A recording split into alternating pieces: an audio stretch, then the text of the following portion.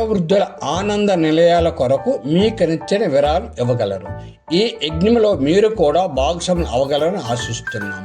ఇక్కడ account details ఇవ్వబడినాయండి, ఆ అకౌంట్కి పంపగలరు. మీ అవయవాలు ఎప్పుడు క్షీణిస్తాయి?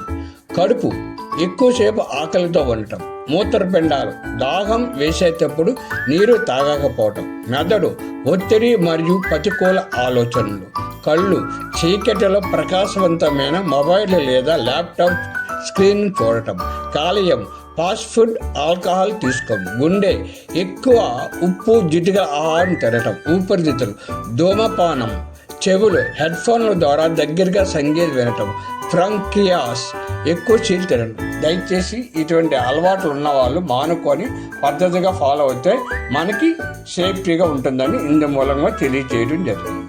కేవీరో healthy YouTube channel. Please subscribe, like.